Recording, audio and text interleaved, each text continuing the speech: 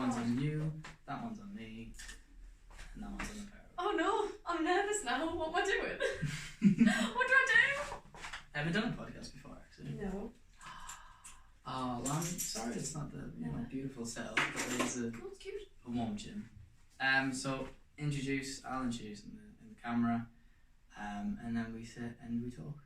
Okay.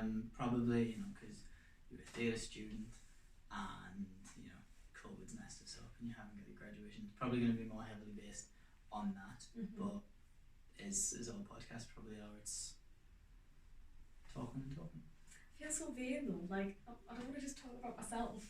You can ask me questions. Cool. I think one of the podcast that's done the best was a girl called Ruya, and she, because most of them, especially at the beginning, it is people's first podcast. It's very much they see it as like almost an interview, but it's not. It's a conversation. Especially with the whole Let's Talk. So that one has the most because she proper talks to me, and it is actually a conversation. It was one of my favourite ones to film because it was a conversation rather than an interview. So just imagine we're sat back at the beach and we're talking. I wish you recorded that. I know we should have just held the cameras. Or hidden recorder.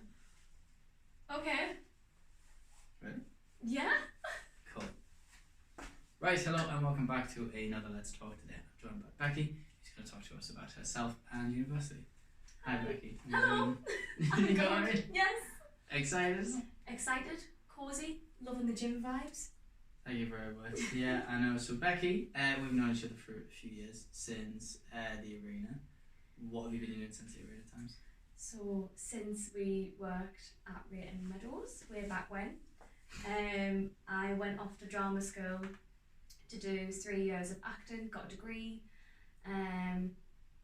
Did acting for TV, film and theatre, and did a bit of stage combat as well, which is what I really got into.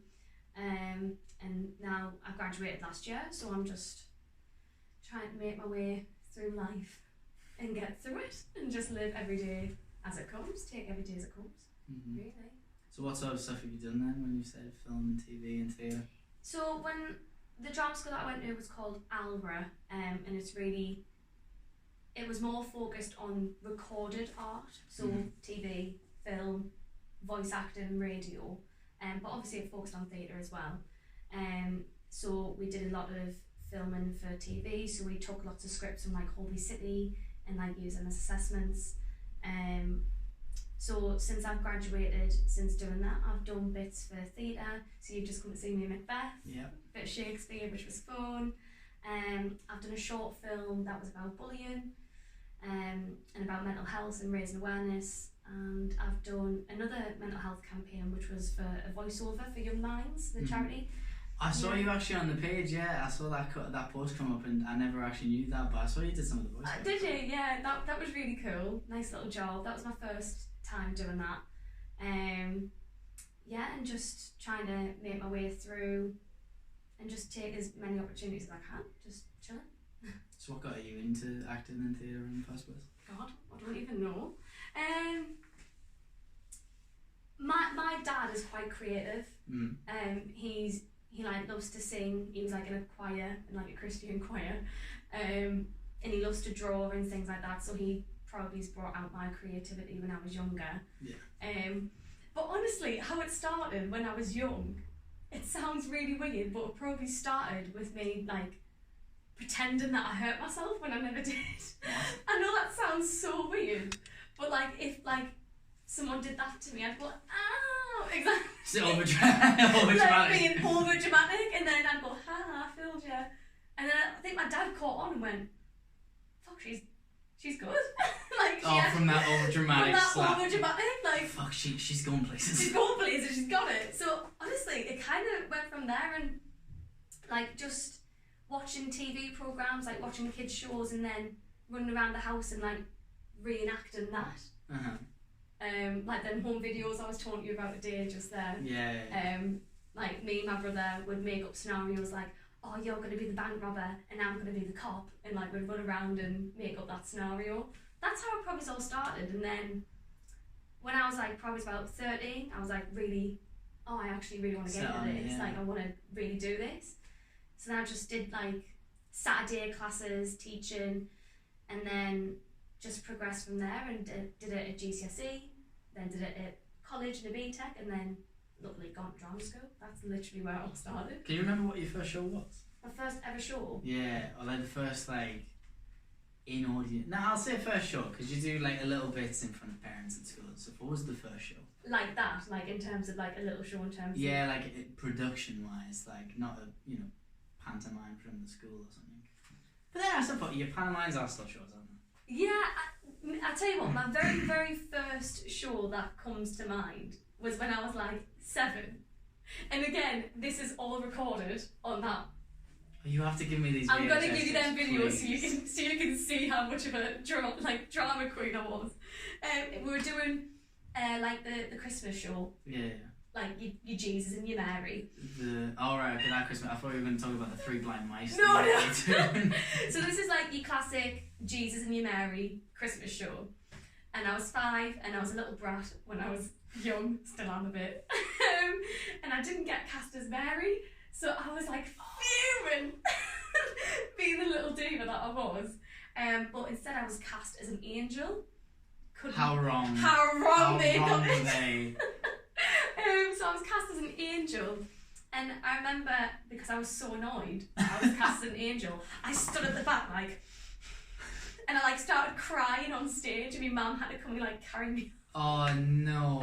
So that's like my earliest memory of a show, and it was that.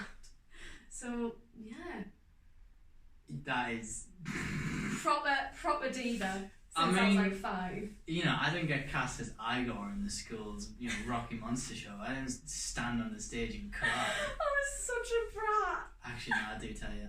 I did, it was actually one of the Christmas Carol things. Yeah. I didn't want to be there and I hated it. And I had a towel on my head to pretend. Classic. Well, yeah, one of the tea towels. I hated it so much. I was purposely singing the wrong notes, the wrong song. And I just halfway through start turning on the VHS tapes I've converted. Turn the towel the wrong way, so it's just in front of my face. I can't remember. I think it might be my nan or it might be my mother who had it, or one of the teachers who came up and was like, ripping it, put on top. I just used to sit there. Oh God, honestly, it does something to you, man. So from what the whole bratness of not getting the part? Performing, it just brought something out of me when I was little. It's just because I was passionate about it. Do you know what I mean? I was just really passionate about it, and turned me into a little brat. It was just a way for your brat to get a voice. Yeah, but funny enough, when I was little, this is the irony of it all. When I was really, really young, I had a speech impediment. Okay. And I wouldn't speak when I was younger. Mm. So I've got an older brother who's 3 years older than me. And my mum and dad would notice that they'd ask me a question and I wouldn't answer, and I'd let my brother speak for me.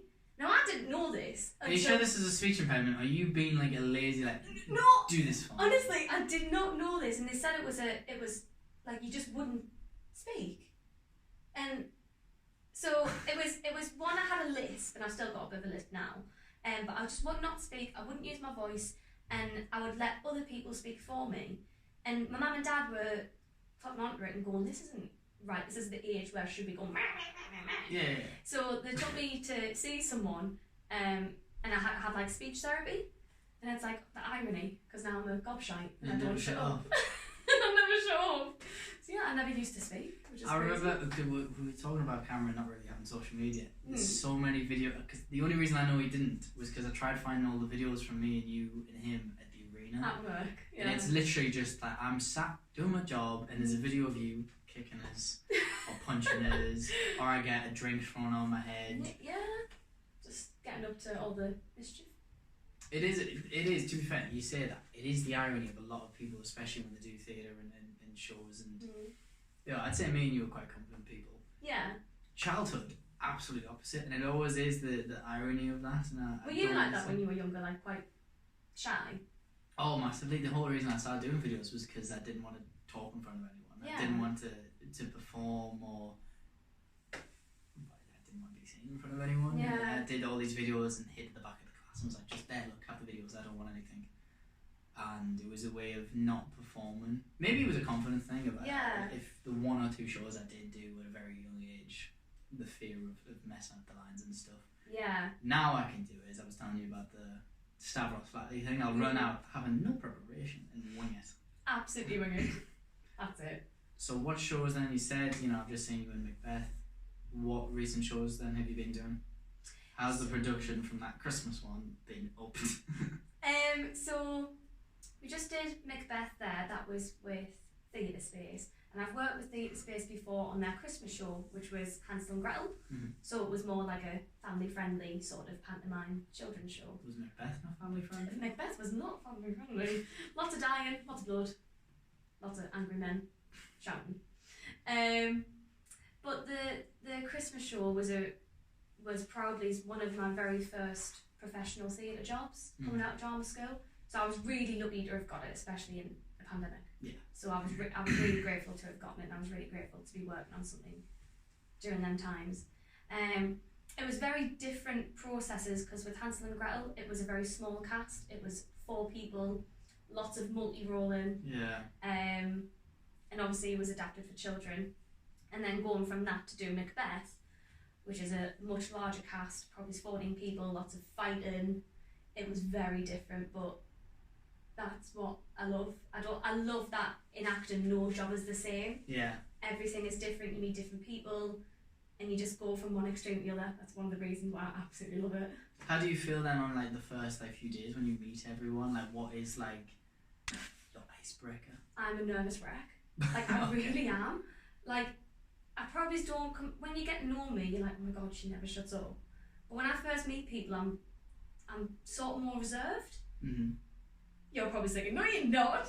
I'm gonna say I've not been given any of this as evidence, but but working with new people, I love it. I love getting to meet new people. I have a thing as my icebreaker. I always go, what have you had for tea?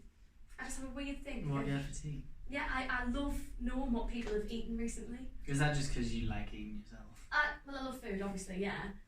But I think you can tell a lot about a person from what they've eaten recently, or what they have for tea, or what their go-to meal is. That's sort of my icebreaker.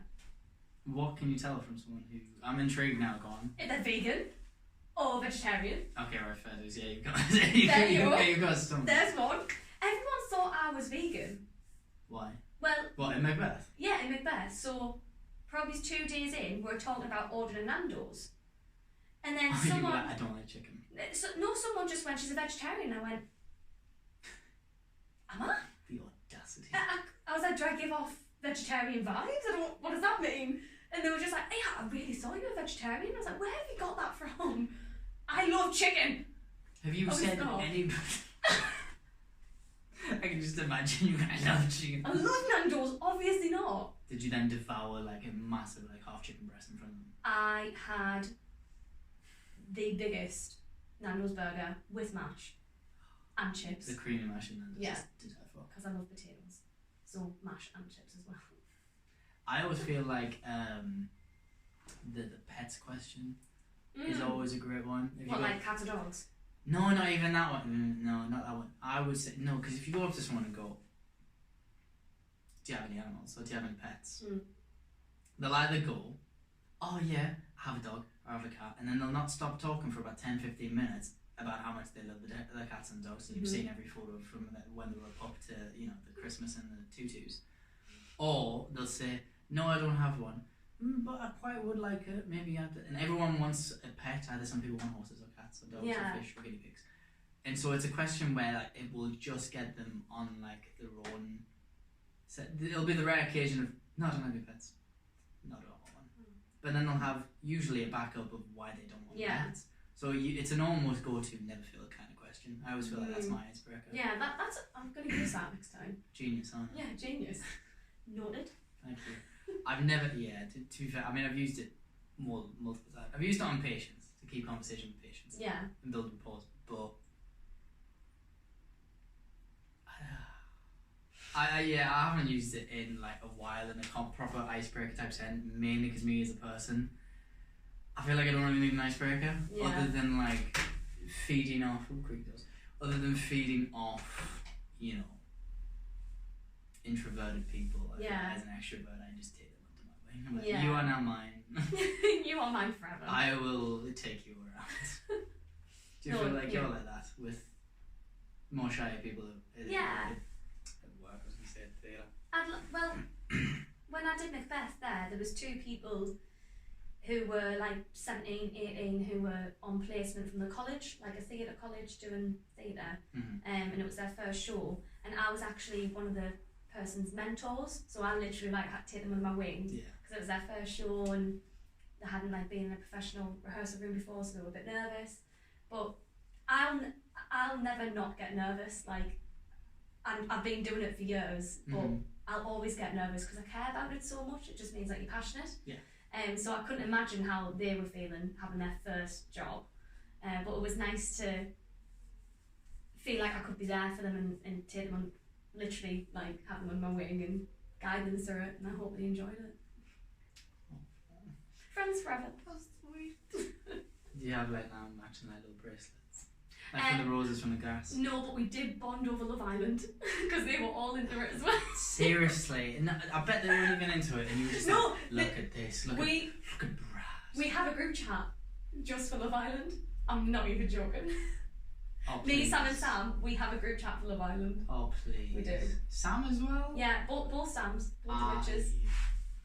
I'm no joke. I know how I said Sam, expecting you to know which Sam was. I can't. There's no way. I know. You only got into it yourself, and that's I know. And I can't believe that I love it so much, but I do. Would you ever go on a reality TV show? Serious answer, no. Because of the taboo, awkward, like, embarrassment of it all. Yeah, well, it's not acting. Well, it's not acting. It depends on what show you go on. Me personally, I could never go on a reality show because I can't get into acting that way. You'd just be pigeonholed as you were that person on that reality show who did X, Y, Z. Yeah. Which isn't good. Yeah, so serious answer, no. But drunk Becky, who has some spontaneity, maybe. But the serious answer is no, I wouldn't. What reality shows would you like to go on? If I was to go on a reality show, it would be... You know what? It would be something like Come Dine With Me. Really? Yeah, like it really would. I can't cook. Well, no, I love that. No, it was like I love Come Dine With Me. Can't cook. No, like I love Four in a Bed as well. Like if I had a B&B, I'd be on Four in a Bed. But Come Dine With Me, like dinner date, something like. I'm a celebrity. SES. We're not celebrity. Oh, SES. SES. I would do SES in a heartbeat. I would love to do it for the challenges because I want to find like someone who does the challenges with less intensity because I feel like that guy Anthony, whatever his name is, would kill me. I sort of want someone to do that, really like break me and then build me back up again. I beg your pardon. This is a family-friendly show. In a deep spiritual way. Deep.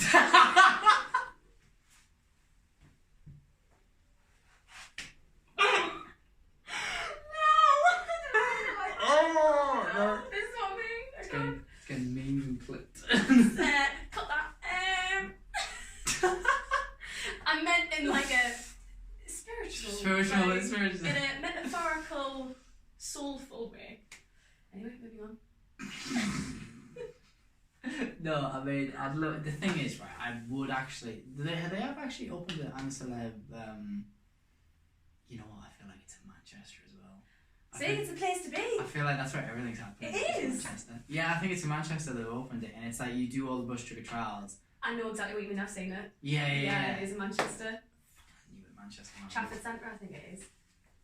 It? Yes, it is. Yeah, it See, I want to do that, but at the same time, it's like it's not like the I'm a Celeb. Yeah. I want I'm a Celeb. I want Love Island with like regular like people in. I agree. Like, I want to see Derek, age 54, who's a construction worker, going against Love Derek. Andy, who's an accountant. Yeah, me too. And that would be quality entertainment. Loads of people have said that wouldn't be entertaining, but I think it would be. Yeah, because you look at shows like Total Wipeout. You look at shows Total like Wipeout. Total Wipeout. Sick. Look at like Ninja Warrior course. Like a lot of these. Like I mean, X Factor. I know that's because that's been cancelled now. X Factor. Cool. That was classic for the corkers that used to get through the rehearsals. Yeah. That's what everyone watched it for. No one cared about the actual live shows. Yeah. You want to watch it for the regular people who come on and embarrass themselves. I feel like that would be you. That would be me. That would be you. It would. Yeah, I'd be that girl if I was on Love Island. I'd be that girl who would trip over all the time and spill their drink. Or I'd be the person who would. None of the girls are in the pool. I'd have my goggles on, my cap on, and doing the mermaid in the swimming pool. I was just going to say this. No one's in the pool. No one goes in the pool. Why are people not diving, somersaulting, bombing in the pool? I hate how they walk and they're just like, oh, can I have a chat? And they'll sit on like the beanbags or something. It's like, I would not be like that. I'd be straight in that pool, mate. That's how you're going to put the cap on your head. That's the funniest part of that. Goggles, cap, the whole shebang. You need your mermaid's tail as well. And my mermaid's tail. Because I can swim like a mermaid really well. You should actually apply then. Seriously, I'll need to find you a link wherever these mermaid teaching schools are. I think you should do that. Other than the fact that you need to breathe. It would look cool on my CV for acting. I mean, I'm not sure what shows you're going to get. It's a qualified skill. Mermaid. It's some sort of skill, I suppose. The next Pirates of the Caribbean movie. There you go. In stage combat, swim like a mermaid. Boom. All you need. Would you have to do a musical? Because you say you're not musically talented, which I think's crap. I'm not musically talented. I can't sing, Jay. Because you can. I'm not a singer. My speciality is film, TV, theatre. Musicals aren't for me. I like to dance, but for musicals you've got to be a triple threat. And anyone who's a triple threat, like, hats off to them because it's hard bloody work. There you go. Okay, thank you very much. Thank you. But my heart lies with TV and film. Would love to get that a bit more. Yeah, but then like, you know, Colin Firth and Russell Crowe couldn't really sing, yet they were in Mamma Mia and Les Mis. True, but they probably had extensive training. Yeah, but you wouldn't be thrown into a musical film and being like, no, you're not getting any training on vocals. I think, you know what? I think maybe one day I wouldn't say no to it. Maybe what I need to do is get myself more confident with it. Maybe take some private singing lessons, get myself into it a bit more, feel more confident, and then maybe one day. But maybe. But for now, it's off the table. It's off the table for now. So what makes you then really want to go to like movies and theatres and stuff?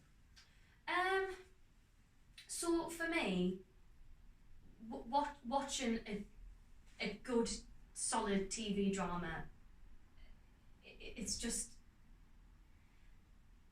with musicals, right? Everything's heightened, isn't it? That was very musical the way you said that. With musicals, I felt like you were actually going to break more songs and dance there. It's musical, didn't like that. With musicals, they're all very heightened, aren't they? It's a heightened version of reality. Yeah. Which I love. I love watching that. I love it. But doing it, not really for me. I love more grounded in reality and the subtleties of TV and film. I love acting for theatre, love it. But there's things that you do in acting on the stage that can't be seen in a but can be in a camera lens. So one of the reasons why I love acting for film and TV is that the subtle movements on the face can mean something. Yeah. Whereas that wouldn't be translated on a stage. Yeah. So it's very subtle, very small, very real, very true. That's the reason why I think TV and film is more for me. The subtleties of the acting, that it's embedded in truth. Because there's nothing worse, I think, than watching something and going, oh, they're just saying lines and acting. Yeah. I love watching something and getting lost in it and going, oh, I didn't even realise they were acting. I just felt like I was in there. I felt like I was in their living room with them. Are you really good at face acting then? At like face acting? Yeah. At like facial expressions? Yeah. I don't know. Do you have the subtle, like, you know how The Rock always does his... The Rock's like... smolder. I don't know.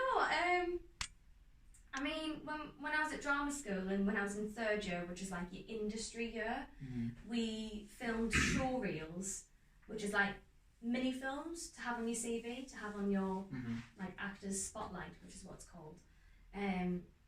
So the scenes that I did for there were like 2 contrasting scenes, obviously like show some range. So one of them was a very serious like drama, and then one of them was like more of a light comedy. Was that in the lockdown show thing you did? Because I saw some like trailer thing for an episode. Yeah. And I don't know if that was the show reel you're talking about. It was probably something different, because we did 2 things. We did show reels, which was before the pandemic, and then when the pandemic hit, and then everything got cancelled, we went, let's do something ourselves. Let's not wait. We're going to film something ourselves. So I filmed a 5-minute scene from a TV show, and so that's probably what you saw. So I'd like to think that I'm good at it, but practice makes perfect, and then you just gotta keep driving, keep going. So then, what do you know? Is it then theatre you prefer more, or is it movies and actual camera work? Like, because there's a massive difference between having a live studio audience, doing things practically, and that whole you've got to over exaggerate everything for a theatre show to give that like immersive world. Like films, digital manipulation, art, special effects all go into it, and you're then in the world. Theatre, you've got to pull a lot more stuff. So is movies better because it's easier for that world to be created for you? I wouldn't say it's easier. They're all difficult for different reasons. Yeah. You could argue. I mean, I argue with myself like, what's my favourite? I love theatre, because at the end of the day, with theatre, you don't stop. You're in that character the whole time, and you're so focused. It takes such a level of focus which is just immense, and then obviously you have that live reaction. It's different every night as well, depending on the audience. It's spontaneous. Whereas film, you could argue it's actually more restrictive, because with film you've got to think about continuity, so you've kind of got to do things the same. So you could argue that's more restrictive and less playful than theatre. Right, yeah. So I love all of the different types of acting for theatre, film, TV. I really do. I could sit here and argue for so long about why that one's better, but that one's better. But at the minute, most of the jobs that I've had have been in theatre. I've only done a couple of short films and a couple of voiceovers and stuff, so it's something I'd love to explore a bit more. Because I've had my fair share of Shakespeare and children's theatre, so I'd like to do something a bit more embedded in the truth and more truthful for camera. Because with camera work, you've got to. It's a lot to think about, really. And at the same time, you're like, oh, someone's recording me. Whereas in theatre, you don't really worry about that, do you? Yeah, you're more. So. I mean, just look at this, you know. I know. 3 cameras for one little podcast. But that was one of the things I had to get over at drama school. I remember my first lesson for camera. I was so aware that I was being recorded that I was just like blank, so safe, like not knowing what to do. Probably was 18. So it was like my first lesson. I was terrified. So that probably took me like 6 months to like get comfortable, calm down. But once you do calm down, the result's amazing. Like what I loved as well is watching other people, watching other actors training, and watching them develop and get comfortable in front of the camera, because you can see when someone's at ease and when someone's comfortable doing their thing. Yeah. Because it's not good watching someone who's uncomfortable. You want to be at ease with them, and it's the most beautiful thing when you see someone just really nail it and just really be comfortable. I think that was the benefit of my family doing everything. Like, from the moment I was born, I had a camera in my face. Yeah. And I mean, most people are. There's a lot of kicking off with how many people just using smartphones filming kids and how they. Yeah. There was an art I saw of just a person's head changed with a smartphone. It's like, oh, this is all I can see.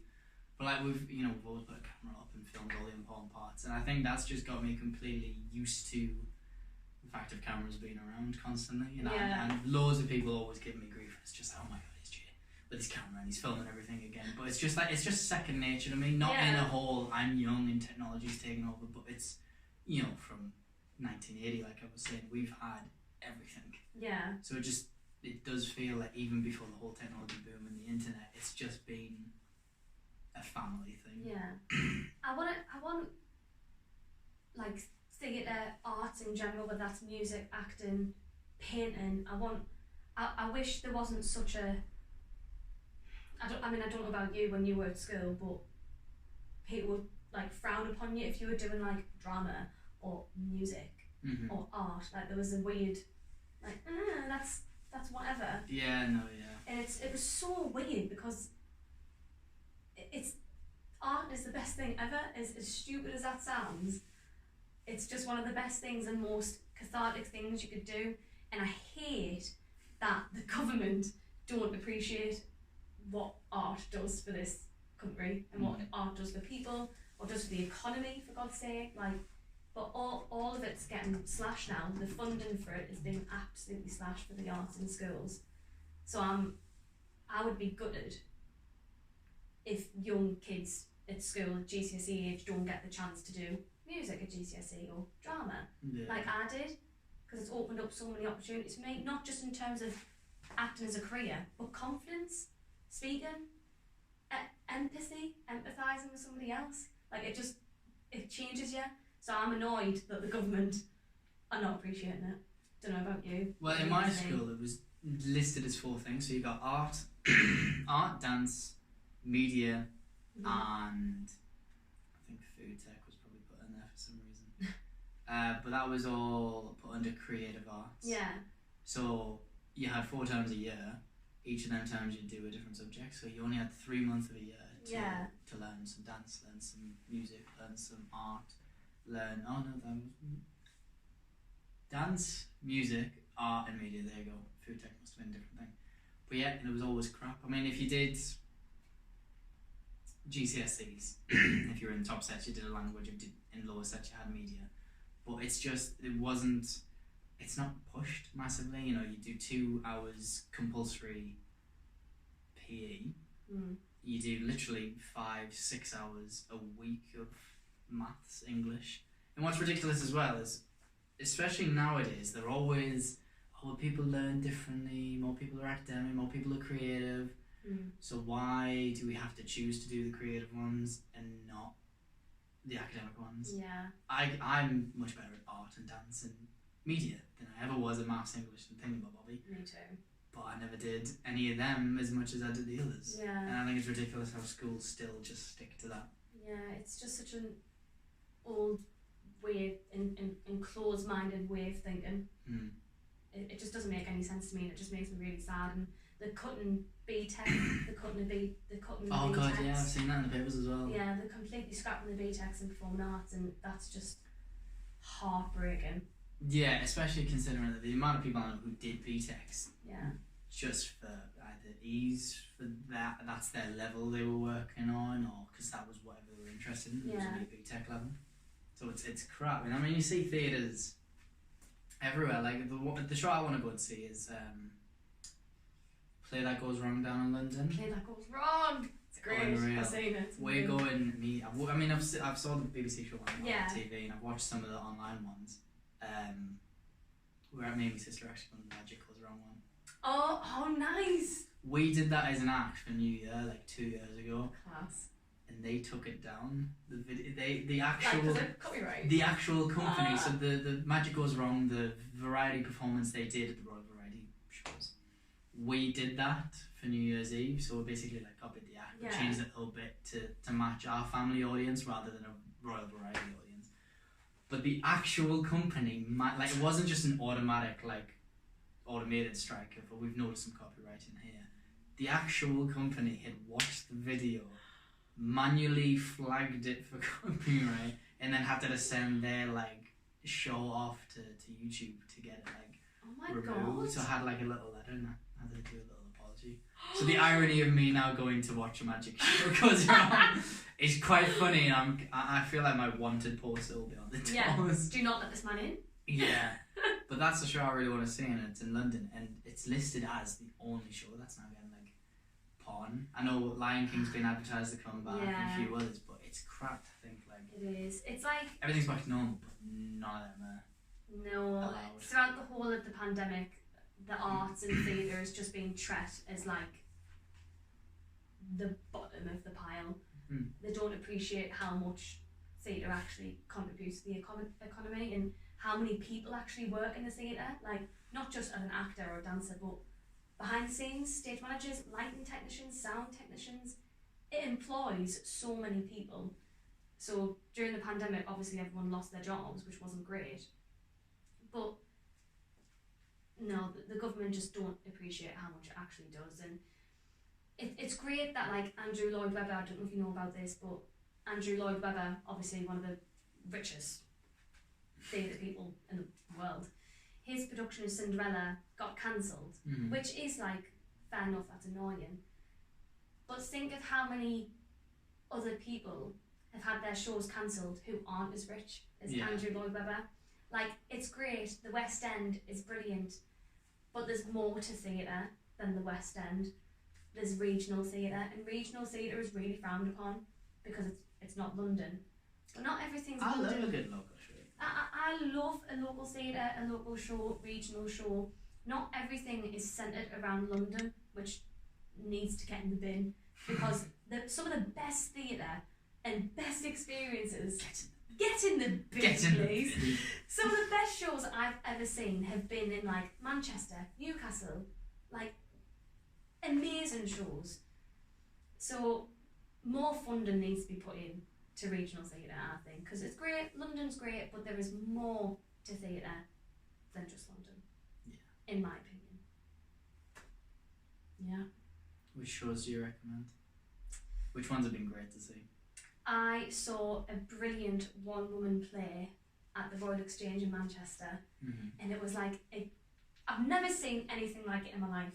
It was a one-woman show, and it was a gig play. So it was like a gig / a musical / a play. Okay. So inventive, so crazy. This one woman on stage with a guitar, singing, but then playing like 5 different characters, and it was basically about, it's called Bloody L, but spelled bloody in the name L. Yeah. And it was basically about her being lesbian in the pandemic and dating.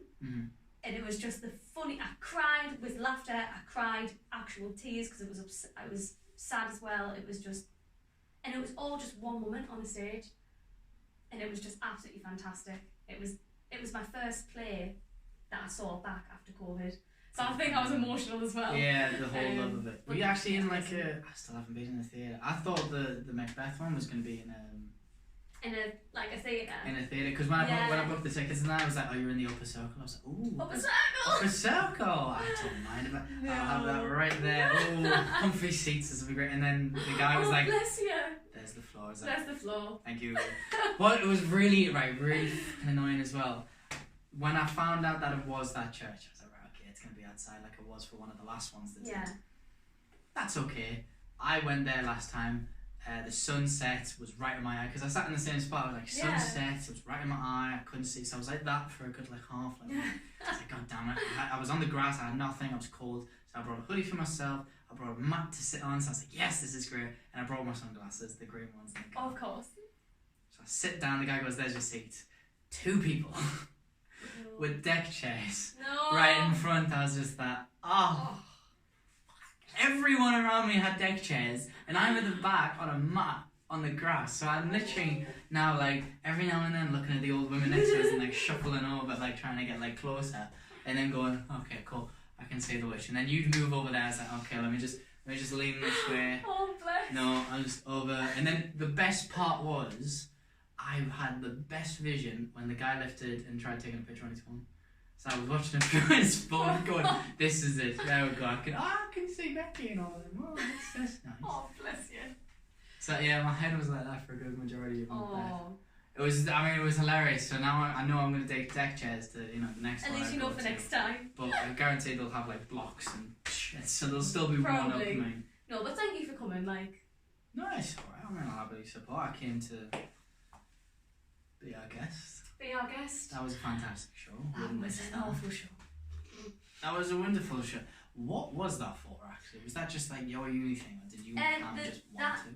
That Be Our Guest show that me and Cameron set up, it was like a variety show, and we did that to raise money for me to go to drama school.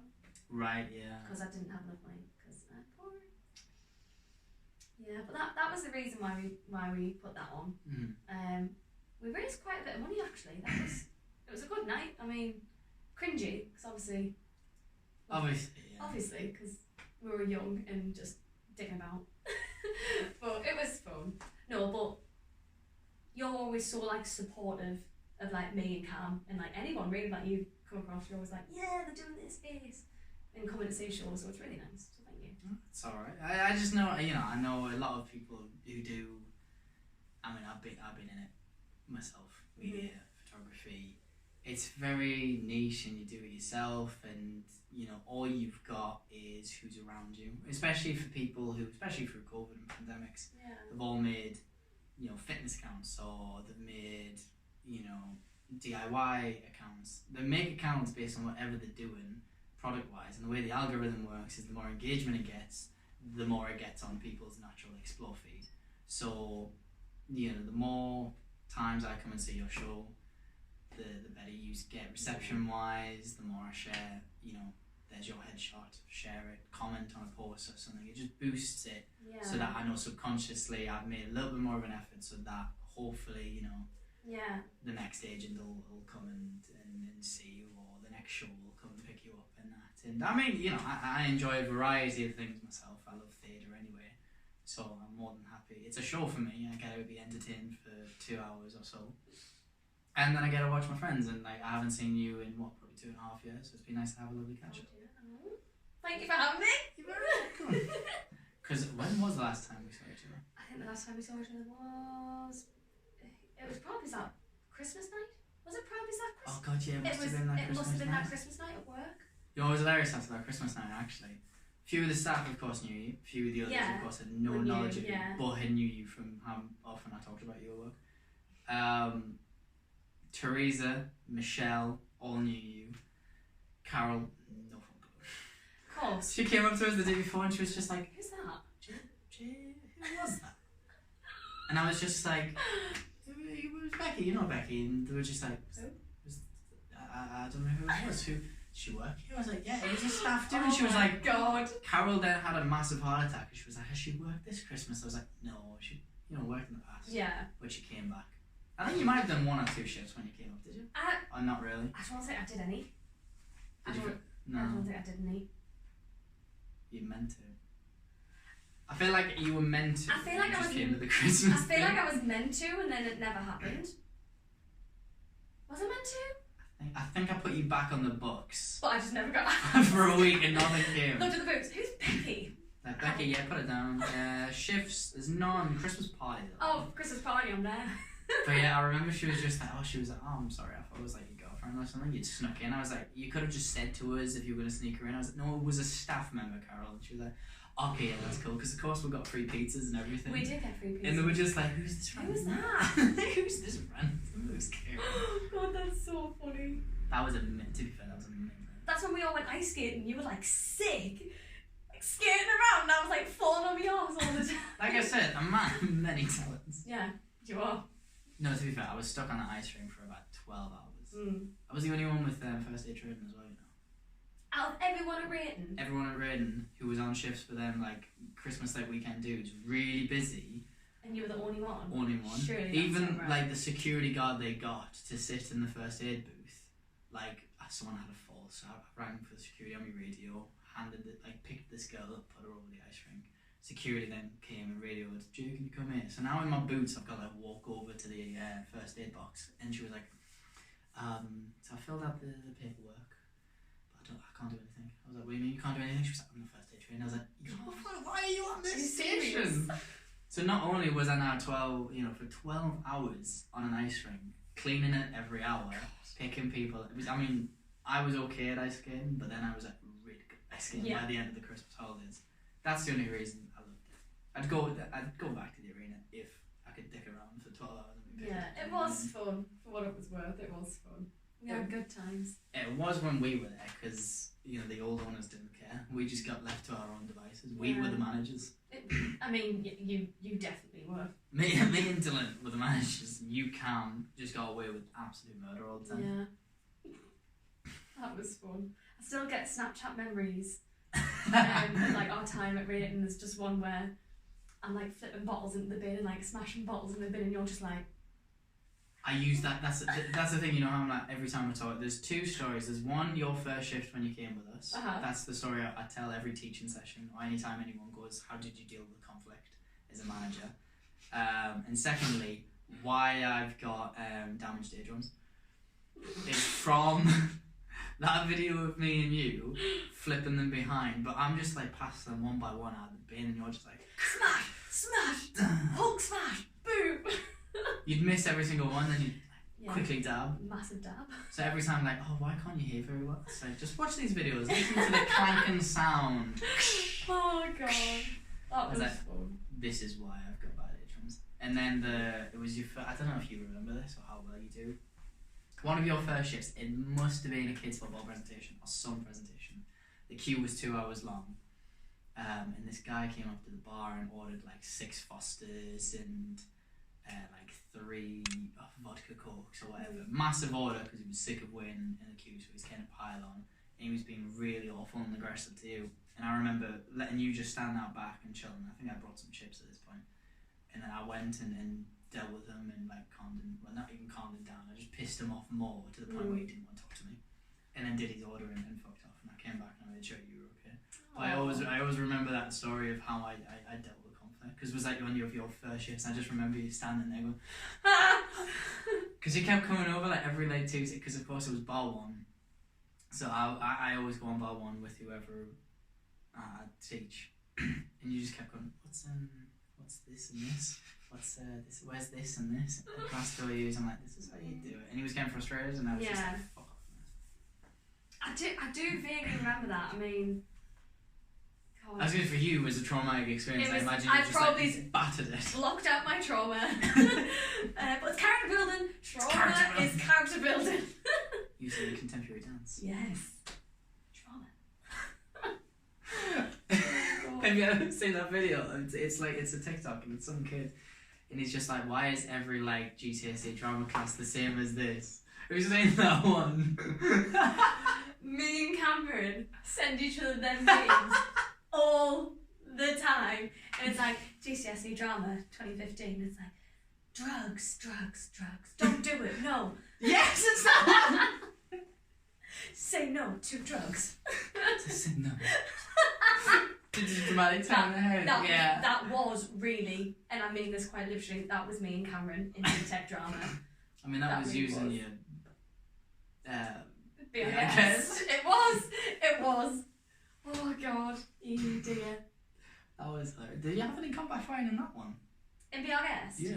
No, when we did Be Our Guest, I hadn't done any combat fighting. I only got into combat fighting at drama school. Because when I was in first year, it was compulsory to do like your standard combat. Mm-hmm. And then from there, I was like... Standard combat? Standard. So that's like level 1 of combat. So that's like unarmed. Alright. Okay. Unarmed first, and then rapier and dagger.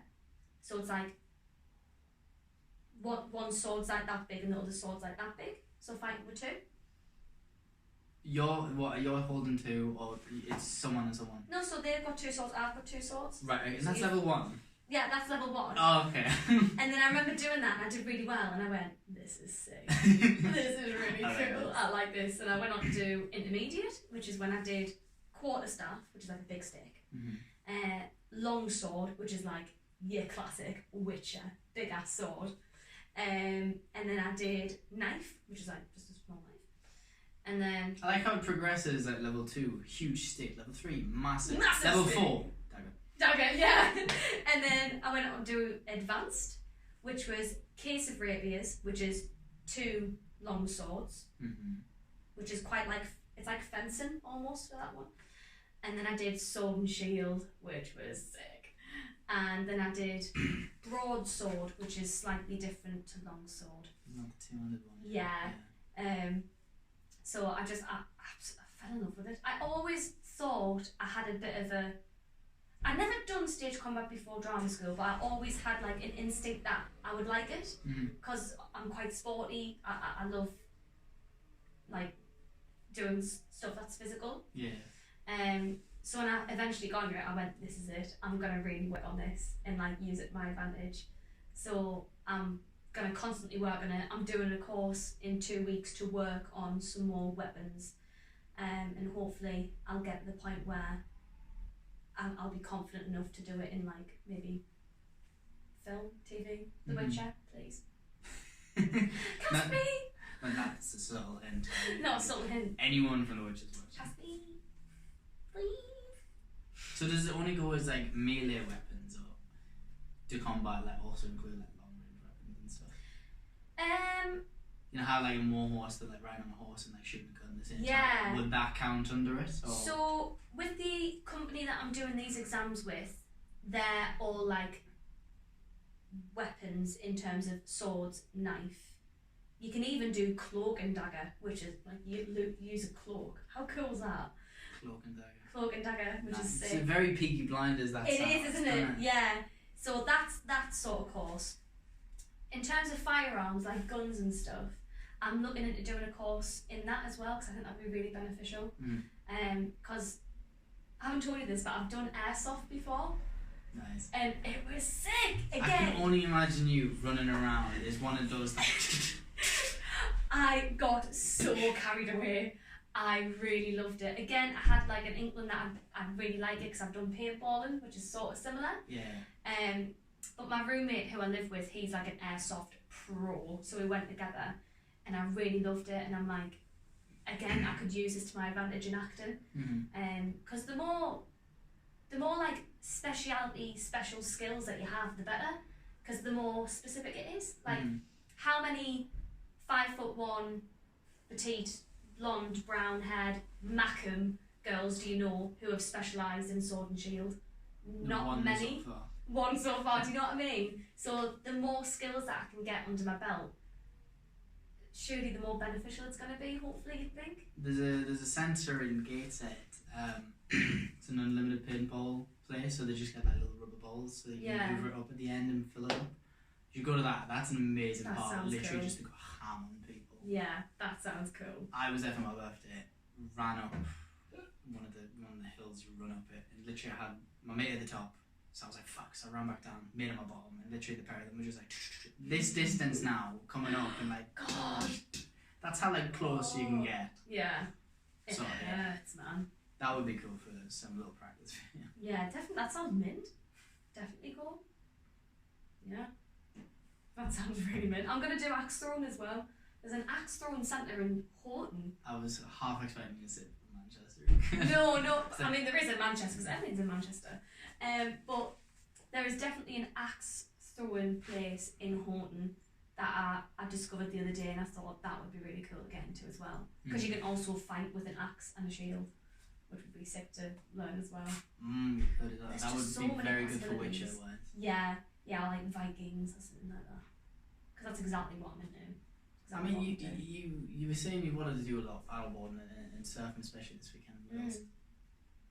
How good at them is nice, like the combat stuff? I can imagine that's very beneficial. Could you like, utilise any of the water sports stuff? Definitely. Like I mean, this probably sounds so crazy, but even like being like working in a bar, having like knowing how to make cocktails, that is beneficial because some jobs require you to do that. And at the end of the day, say for example you've got a job and it's between two people, but the job requires you to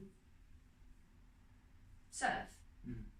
There's one person who does have surfing experience, but there's one person who doesn't. The probably is going to go with the person who has surfing experience. They both can do the job because they've both made it to the final two. But one has that. One has that little advantage of just knowing how to surf already. I saw a meme though, and it said, "At what point, method actors who go and do this, that, and the other for roles. At what point does then it not become acting anymore? And it's just you being you." You know what? I have a love-hate relationship with method acting. I think we're past the point of worshipping people who method act, worshipping people who literally risk their lives and risk their mental health and well-being for the sake of a role. I think we've got to move past that. I can appreciate it, but like I said, I've got a love-hate relationship with it. I can appreciate it, but we shouldn't have to risk our mental health and well-being for the sake of a role. But then you could just say, you know, I mean, Matt Damon at the moment, he was in the news because he hates how he's put like 5 stone on for this role. Yeah. Then you could say Chris Hemsworth and you know, Superman, what's his surname? Henry Witcher. Henry Cavill. Yeah. Henry Cavill? Jimmy Savile? It's a bit awesome. Different one. It's a different Savile. I've actually met Jimmy Savile, you know. Have you? Yeah, so when I was doing the VHS conversions, right? Like, you know how everyone's like, oh, I met one person famous. I was watching the VHS stuff. He was at one of the we had a caravan park for some 6 weeks. He was one of the people who like came for whatever event was happening at these caravan parks, and there's like a videotape of me as like a 3-4-year-old child, and it's just like my granddad's in, because the jumpsuits were all the range now, so my granddad's in like this Jimmy Savile looking jumpsuit, and there's the Jimmy Savile just over there. And there's me as a kid with Jimmy Savile. I was just like, fucking hell. Like, thank God you stuck us back. Oh, God, that's a close call. And also, I know loads of people who's like, oh, yes, I've met Tom Hardy, I've met Rowan Atkinson, I've met Ryan Reynolds, and then it's like, I've met a pedophile. I've met Jimmy Savile. Has your guy been in a documentary? Oh, God. But no, yeah, them two, I mean, Thor and Superman, both, you know, push themselves beyond. Yeah. I mean, even Hugh Jackman when he did Wolverine. Yeah, like. Was so ill to it just to get that like 8 seconds of a ripped ass body. Yeah, there's got to be a point where you stop. I get people are like, I'm gonna die for the art, but I shouldn't have to die for the art. Like, it's acting. So I do totally appreciate it. And I would probably be the same if I got the role of a lifetime that required me to be whatever, whenever. I would obviously do everything I can to get into it, but there's got to be a point where you think, I shouldn't have to damage my mental health for this, or my well-being. I think we're past that point now. I think we've got to really look after people, look after their mental health, look after your mental well-being. That's surely more important, isn't it? I would think so. But I totally appreciate all these actors who do that, because it's amazing and it's incredible. But I just hope they're all okay. You just like looking at Henry like how like great he's successfully doing. Yeah. Oh, you're okay. How are you really? And he sits there and like the Graham Norton, he's like, yeah. I don't want these muscles. Yeah, but like we've all, one of the debates we had at drama school. God, this was a massive debate. It really annoyed me, you know. I want your opinion on this. Go. I remember having accent lessons on different accents.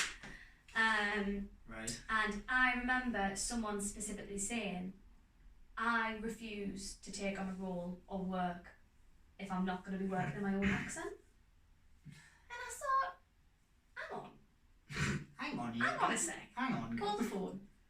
Don't you want to be an actor? And it's like, and she put up a debate and she was like, I'm going to put that out there. I refuse to work unless I'm only in my own accent. I want to stay true to me. And it's like, the point of acting is to be somebody else. Yeah. That is your job. You're meant to act like someone. Like somebody You can't, else. you know, be in the Alien film, you know. The year 3,000,000,006 as an extraterrestrial. It was crazy. Like, why, man? Literally. Like, and I thought I joined in the debate and I thought, because people want my opinion with having such a strong accent that you never really hear on telly. Do we have a strong accent? We do, apparently. We do. So we put up this debate and people asked, oh, what do you think? And I'm not ashamed of my accent. It's who I am. I'm a working class gal. This is what I sound like. I'm proud of it. Accept it. I like how I don't hear it until you then just had to justify you speaking it and I start hearing it. So I would love to use my own voice if it's required for a role. Say Vera, ITV Vera, that's filmed in the North East. You would require a North East accent. Yeah. So that's great. That's one of the scenarios where I would work with my own accent, which is great.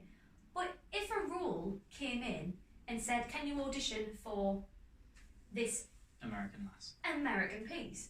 I'm not going to be stupid to say, sorry, I can only work in this accent. Because what's you're limiting yourself. You're only limiting yourself in what opportunities you've got. Like, that would be so niche for her. Like, I mean, I'm not asked where she was from, but like, let's say she was from, she was a Macam or a Geordie. How little shows are like set here, or made here, or how characters with our accents are ever used. Yeah, like, there definitely should be more voices like this on the telly, because I never grew up and saw someone on the telly and gone, oh, they sound like me. I never did. So I think there's definitely room for more voices like us. I'm not saying I'm never using this voice, because I love my accent. I've accepted it. It took me a while to get used to it and go, you know what, I don't sound like any of these posh people at drama school. But that's it. So once I accepted it, I went, yeah, actually, there should be more voices like this on the telly. But at the same time, I'm not going to sit here and argue and go, I'm never going to work in a different accent, because that is ridiculous. If the role requires it, then absolutely, because at the end of the day, we're actors acting as other people, and we bring that character to us and we embed it in the truth that we know and translate it into somebody else, and that's all a part of the job. And that's why it's so exciting, getting to be somebody else, getting to do something different that's not you, but you find the truth in them and bring it to yourself and translate it. And I just think it's amazing. It's a mind fuck, but it's great. But that's the joy of it. So I just thought it was a really interesting debate to hear that. But that was my take on it. Well, I mean, it's each to her own for her. If she really wants to seclude herself like that, then. But yeah, I just can't imagine a lot of people, especially if you get in acting, what you get into is just a vast, diverse range of whatever you're capable of. You can act like. Yeah, like, I'm not going to sit here and say I'm the queen of accents, because I'm absolutely not. I can do my own accent. I was going to say, how many accents can you do? I can do my own accent. I can do your general American. I can do RP, which is like... RP is received pronunciation, which means basically posh. Go basically. On. Oh God. What do you want me to say? Hello and welcome to the podcast. Hello and welcome to the podcast. Oh my God, yes. What a radio voice as well. It's quite a mature... It's just very clear. It's sort of like your BBC News. Sort of. So I've used that accent in a show before at drama school. I don't know if you're familiar with the play/film Great Expectations by Charles Dickens. I've heard of it, yes. So I played Estella in that, and she was a very spoilt brat, but a very posh spoilt brat. So I had to use an RP accent for that. So why would I ever say, no, this character's going to have to be Macam when the role doesn't require that? The role clearly states she's this, and this in RP. So it was really fun though to do that. It was fun to do something completely different from me. That's the joy of it. Yeah, I was going to say, the best thing about acting is that you can even take it, you get that realism of the world, but you take yourself away from you and just can be someone completely... And it's so great. You can be someone who's posh, someone who's rich. You can be whoever you bloody want. And it's brilliant. And I love it. That's what I love. Be whoever you want. Do whatever you want. See, when you were saying to me, just a little bit earlier this episode, of how, how great it is that I support you, it's because, as much as I'm, thrilled with, my drama work or my filming and media and photography, you have that same, killer passion when it comes to drama and that. Yeah. And, I asked you one little question, you were immediately like, oh my God, what do we do? What do we talk about? And immediately you just did that, right, debate, let me tell you. And you're just so, it's great because you are just so excited about it all. And just If you're not excited by it, then what are you doing? You've got to have the passion. And I think, with what you do, with what I do, with anything that's creative, it's such a tough industry to be in. You've got to have the passion, you've got to have the drive, the focus, you've got to have all of that. And it's so competitive and it's so difficult that if you're not enjoying it, why are you doing it? You've got to love it because it's so difficult. Yeah. So even when it gets difficult, at least you still love it and you can push past it. And this is getting deep now. One of the things that was difficult, with drama school for me, was I'm very critical of myself. That's in all aspects of life, not just acting, but in general life. I'm just a very critical person because I'm a perfectionist. Yeah. I like to plan, I like to do things right. One of the hard things at drama school was knowing that you can't get something right all the time. And actually, sometimes when you get things wrong, that's when it's better, which sounds weird, but we always say strong and wrong. So do something strong with confidence, follow your instinct. It mightn't be right, but something amazing might come out of it. Which was really hard for me to let go of because I was like, no, I've got to do it the same every time. I've got to be prepared. But actually, you do all the preparation and you've got to be prepared to let that go and be totally like vulnerable to change. Yeah. Which is so crazy and sounds so wanky. But it is, and it's beautiful. Please say that in the posh accent. It's so wanky.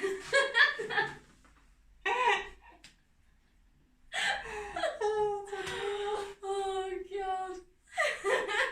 Oh, I'm sorry, that was really such a sweet moment. Yeah. Hello. Hi. You alright? Alright. This is my dad, by the way. Hi, Becky. I thought you were doing Peloton or something like that. The noises you were making. I didn't realise you just chit-chatting. Oh yeah, no. Just chatting. No, I've just told you now, Right. you're not knock on the window in case she falls asleep because she's starting the doors, but she'll not get the bed till she's ready. So, but she knows you're here, and I said you'll be gone. My car's in front of yours now, so I'm leaving. Yeah, I heard you change it earlier. Okay. See you later. Bye. Isn't it? Oh. How sweet is it? Cool. Cutie pies. Everything is great. It's still recording. I was right. I knew that as well. Very tempted to even just lock them up. No, I love how that was meant to be such like this sweet and like sentimental moment. Alright, Diva. Devil Wears Prada, right? I love the Devil Wears Prada. You know how right it is? It's like one of them like guilty like pleasures. Like for me to like admit that I like Devil Wears Prada. It's a brilliant film, I don't blame you. It's one of them films I watch when it's like raining outside and you go, I don't want to watch something new because I don't want to focus too hard. And you go, I'll watch that. Devil Wears Prada. Love it. Absolutely love it. What were we saying? Something about being wankers. No, all I remember is wankers. What was I saying? I can't remember. Oh, just about like letting go and being like totally vulnerable. Because I know it sounds so stupid and so like, oh, you're such an actor, but it is a case of like you do all the hard work and do all the preparation, but when you get on stage, you've got to let all that go because anything can happen, and you've got to be open to whatever the other person gives you, which is amazing because it's different every time, and that's the beauty of it. Yeah, I suppose you can learn as well. Like people have different acting styles and that. So like if you know, me and you were gonna play with each other, I learned something from you. Which I've never tried that. You probably learned something from me. And it's brilliant. Like you learn off other people. That's the thing. There's no set way of doing it. It's whatever works for you, and you kind of get bits and bobs from other people and go, oh, I think that works, and you put it all together into your little toolkit of what works for you. And it's like so individual to the people because I'm not an academic. I'm not great at sitting down and like analysing. I'm very much, I get up in the space and I see what happens. Yeah. So that's my way of working, whereas other people are very much like, I'm going to study. But that's just not me. It just I don't have the focal power to do that. I can't focus that long. It does not work for me. But that's the beauty of it. It's just, it works for different people. People have different styles, different ways of working, and that's just one of the best things about it. Yeah. That's lovely. I think that's a nice little way to sort of segue out. Yeah. Is there any, I mean, feel free to leave any of your links, any contact details if anyone wants to get in touch, see your work. Any links from anywhere or wherever you find your, what is it, your headshot in your... Headshot, CV on my Spotlight. Yeah, Spotlight. Spotlight. Spotlight. Where can you find Spotlight? Spotlight? It's a specific pin, which I don't know. How bad is that? How, I don't know my pin. But go on my Twitter. It'll be somewhere. It'll be somewhere on my Twitter. God, I don't know I it. actually not know your own pin. I don't know my own pin. It's just Spotlight and then a couple of numbers. But if you just search Becky Lindsay, then you'll find it. Unbelievable. Remind me again how you don't have an agent. There we go. That's it. Don't know my own pin. Oh dear. So thank you very much, Becky, for joining. Thank you. Check out all of our links. The ping, when we find it, will be in the link in the description. Stay tuned for the next episode. Thank you. Thank you. How was that then? Oh my god, that was fun. Nice, isn't it? Yeah. Bit like, whoa. You forget the camera's there for a little bit, don't You do actually, for a while, you're just like, oh. But this is the point, right? Because tonight I'm going to go to bed and try to sleep. And what I'll do is I'll go, why the fuck didn't I ask that? Why didn't I say that? That is what will happen, because it always does. No, I know. I did that myself. There was one awful one. There was an episode I did. Huge girl in America. She's ridiculously popular. At that point, I was like, my god, this is like the biggest guest I've ever managed to get on the show. Like the social circle she has for opportunities for stuff I want to do is incredible. I got her on. It was really hard to schedule, not only because of the time frame difference, but just how busy and popular she was. She does rollerblading classes. She does a lot for women's movement. She has a regular series on Women Crush Wednesday, where she's this woman is a gymnast at this woman's the parkour expert, this woman basically support women athletes and stuff, getting them in the limelight. So it's really hard to get her in. Filmed the first episode. I didn't record the audio on my side, and her camera crashed on her side halfway through. No. So that's why literally just last night I jumped, because I remember that some reason from something you said. I was like, fuck. Yeah. What if it's happened again? And so literally we had a beautiful 2-hour conversation. It flowed from this, that, and the other, and I couldn't use anything. I tried piecing anything together from stuff I had on my side and stuff she might have had. I had nothing. She sent us all of our stuff that she had, but she's like, I only have the first 20 minutes of the 2 hours. Oh my god, that is guttering. I was like, fuck. And we pissed it off, because then I was like, do you mind if we do it again? She was like, absolutely no, it was my fault the camera didn't work. We can do it again. So thank you so much. Oh, bless. We did it again, and I tried. Maybe it was my fault that it didn't feel right, because I tried getting it like it was the first time. First time was just so natural and flowed, and easily went into all the pinpoints that I had on her anyway of what I wanted to talk about. So I tried doing that again, and it just didn't feel. It just felt a bit more Yeah. And that always terrified us. But yeah, it's mad how you do forget that there. Yeah. At times. But half the time I do have to sort of remember to turn my head this way, just so audio and visuals both travel. Yeah. No, it's been fun. You've got a right good setup here. This is great. I know. Thank you so much. I love it. I mean, that's the ring light anyway. I usually have. It's awful because everything's in the loft now. So I have. There, as you can see, it goes off.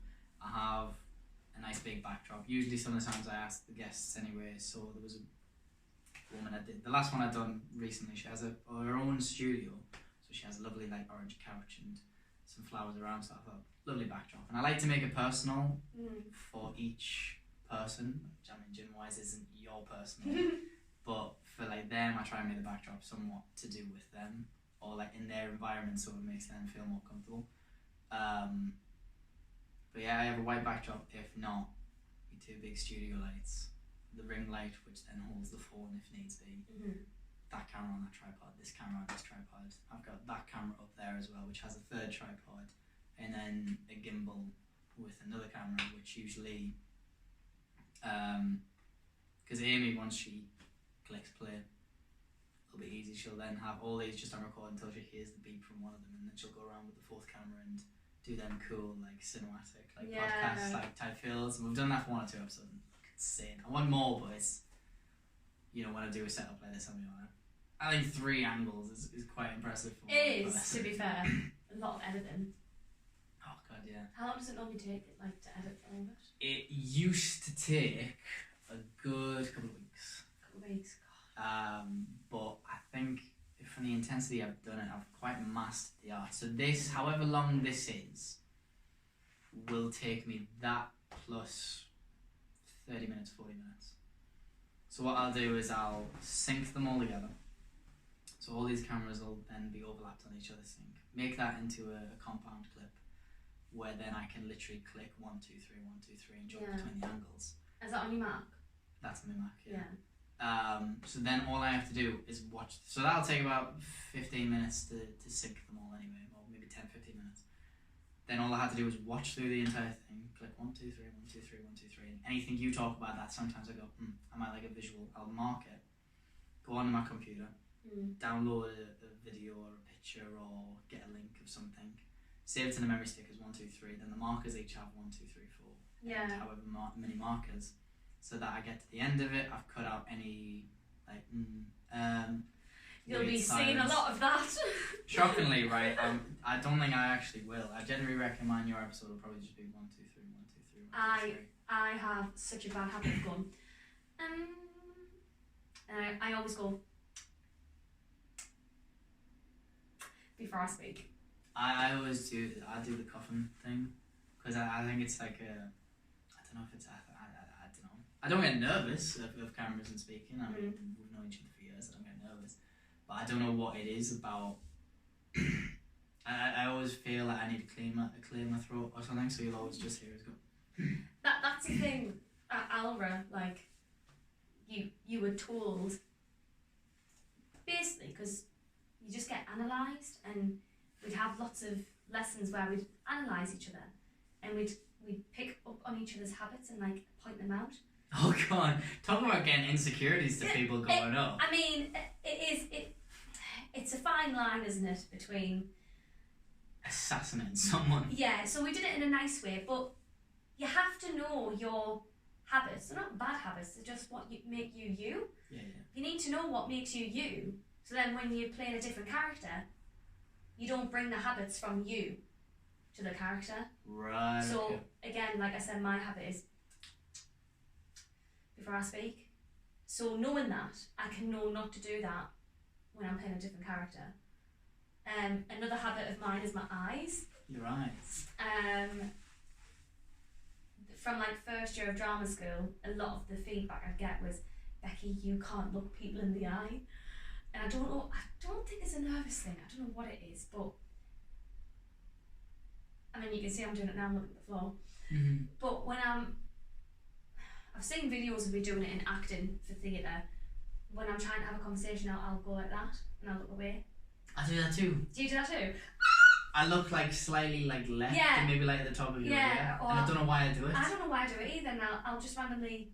I was doing it, I felt so rude as well. When we were sat at the beach and that, I was on the chair and that, and all of a sudden like, I could feel my eyes just like, and a seagull like flew by and I was like, fuck, hang on. I do it too, and I don't get it, but now that I know that, I'll consciously, when I'm working on a different character, will get it out of my body to make sure that I don't bring elements of me to a different character, because I'm not being me. Do you know what I mean? You make other things your character. So a guy that went to drama school, he didn't, obviously this is very exaggerated, but his stance was like that. He had his left shoulder down the whole time.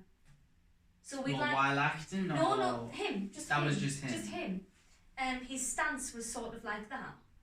So we'd like walk around the room and we'd look at how people walk, and then we'd like imitate it. Right. So when it came to imitating this guy, everyone did that, obviously massively exaggerated, because it's normal for him. So because he knew about that, he would actively, when playing a different character. That's so great. It's crazy, and it seems a bit brutal, but... I want to go to one of these classes, I want to know what mine is. It is a bit brutal, but you've got to be a little bit brutal to learn, I think. I know apparently I've got like a bounce to my walk.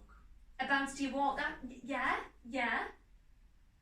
I'll have to analyse you now. I know you'll probably have to like... I'll just be watching you go. Because we were sat at work and we were just like, oh, you can hear when the manager's coming because they've got this walk, or like this walk, or this person's got this walk, and yada yada yada.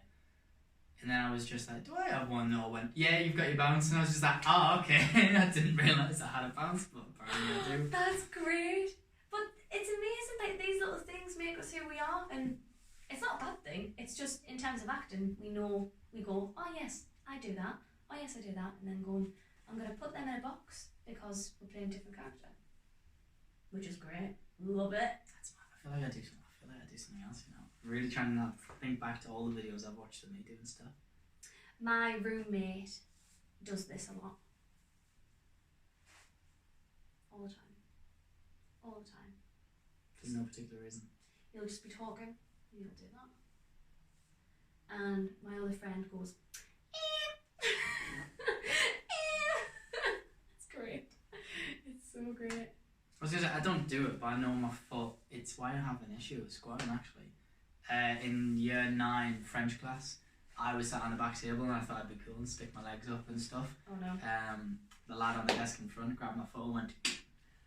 So like, What? yeah. So my entire foot ended up like the wrong way. So it's how like, it ended up like that. But it's why now, when I stand with my knees forward, this is slightly, as you can see, like it's not straight anymore. So it's Oh God. That's something wrong with my foot. It's why like squatting and that used to be so difficult. Yeah. And I've got to use like a plank of wood to stand on. Dear. But I mean that's not something you can really like imitate. No, like it's like asking a disabled guy to imitate this kind of. Yeah, that's It's a bit no. My friend Luke, oh God, he wouldn't mind me talking about Luke. He's got lots of habits, bless him. He stands like this. Oh. All the time. He's so cute. All the time he stands like this. All the time. And he played Pip in Great Expectations, who was like my partner. And he would stand like that, and I'd go, that's you. That's Luke's feet. That's not Pip's feet. Get rid of them. And he'd go, yeah. And then I'd go, you're doing Pip's feet, stop doing Pip's feet. Oh, it's a proper like Charlie Chaplin thing. That's It cute. is. I don't know, like proper pigeon feet, penguin feet, it's so weird. But what makes him him? It's great. Oh, it's so cool. I might have to actually do that. Because I said like for New Year's Eve, we always like do like fancy dress and stuff. And I said like for COVID, why don't we just dress as each other and stuff? That So would be great, and seeing how people interpret you. Yeah, I might do that. That would be brilliant, definitely. Obviously, when people interpret me, they go, what? And I'm like, it's not.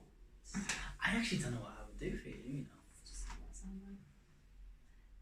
That's what people do for me. The Scarlett Johansson thing, I'll just do. God. I don't know. I'm not hard to say that as you. I think I don't know what I would do for you. I don't think I'd immediately jump to monkey. Monkey. It's because everyone thinks I'm a Geordie and I'm not a Geordie. I'm like, That really fucking pisses me off so much. You know what's really worse? Like, you know when I was telling you I was going through Europe and stuff, they don't fucking know Sunderland. All they know is Newcastle. Yeah. So like, oh, where are you from? I was like, oh, I'm from Sunderland. Where's that? Oh, Newcastle. near Newcastle. Oh, so you're a Geordie. Yeah. I can hear it. I'm like, Bane of my life when I moved away. Bane of my life. Is that all Manchester people say to you? Yeah, absolutely. What's Sunderland? Don't know. Newcastle? Yeah. Oh, so you like a Geordie? I said Geordie Shaw. No, I'm nothing like them. Like, it's all people know as far as Geordie Shaw. what an insult. No, I'm not like them. Yeah, but I actually did an accent lesson once, teaching people how to do my accent, which was really fun. How did that go? It happened. People immediately jumped to Geordie. Now we all know the difference, won't we? Yeah. Between Geordie and Marin. There's slight differences, but there's some similarities. But everyone just jumped to Peter, roller coaster, pooper, scooper, and I'm like, I'm not. Listen to what I'm saying, because I'm not saying it like that. I say pooper, scooper, not pooper, scooper. But it was really interesting because that's immediately what people jumped to. It was really interesting too. There's a lass in the hospital. She's from the west. She was blown away at the fact that, I don't know if you say it, maybe it's just me that does it. Maybe it's me lazy at speaking, but I say dinner. Didn't it? Oh no, I said dinner. Instead of like, oh, I do not know. Like, Yeah, I didn't know. I didn't know. I said something the other day. But she was just like, you just mumble that into one word. Didn't know. No, I was said, like, oh yeah, I don't know. I know. She was like, how's that 3 words? Yeah. I do not know. She was like, how did you do that? Accents are fascinating. Like, I love that about our accent, that we can just turn it into that and we'll know what we're saying. Oh yeah, 100%. Literally, it's another language. It is. It can really sound like another language. I said something the other day, and I did not realise it was a North East thing. 6 and 2 3s. Yeah. That North East thing? That is a North East thing only. Nah. I thought it was a British thing, but we were talking about like which Morrisons to go to in Manchester, and I went, oh, 6 and 2 3s, and he went, what? And I went 6 and 2 3s. That is What no way. What does that mean? What does that mean? I was like, it means it's the same. And he's like, I've not heard of that in my life. And I was like, are you sure? No way, that's a North East thing. Apparently it is. Yeah. Load of shite. I couldn't believe it. I feel so betrayed because I really thought it was a British thing. What else did I say? What does that have to do with the price of milk? Yeah, I thought that. Yeah. That's North East. North East. North East. That is crazy. Crazy. Like, it's it's hilarious. Like, if you go to any European country or when you travel, everyone usually knows English as a second language, but it's either American English or like the Queen's English. So then as soon as you start whacking on that, I don't know, they have no fucking clue. What are you saying? And it's hilarious to like not only you have to translate your own English. It's funny. Because you can't just speak English to someone who knows English. Yeah. You've got to do the Queen's English for them. Yeah. And it's hilarious. Like because I went away with Lachlan, so me and him were like we were talking to a group of Slovakian people who spoke. One of them spoke very broken English, one of them none. The other one was very good, but again, it's like American English. So me and him, we were talking, and we made sure that he understood like every word we were saying. And then he would say something I'd forget. I'd be like, oh yeah, me and Lachlan went and did that. It was kind of funny. And he's like, it is. It's what? It's mad. That's what they don't understand. Mad is the best one to explain because that's mad. Like as a good thing. Yeah. Mad. Yeah. And that means it's not good.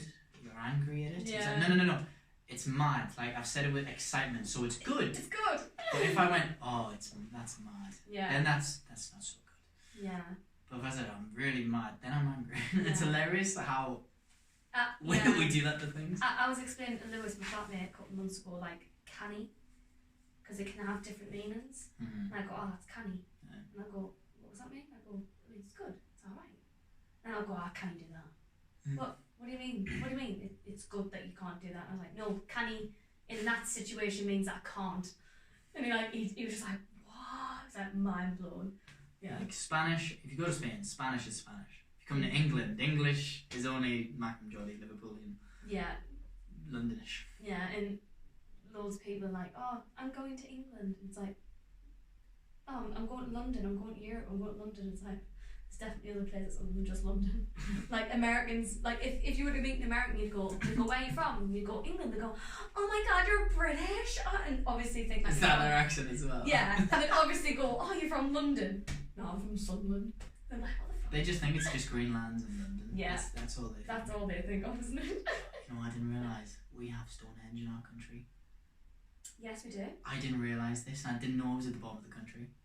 I was down in, I passed London. I went to see a friend in London. Then I went to see a friend in Southampton, I think it is, or Portsmouth, or whatever. Is the very bottom of this country.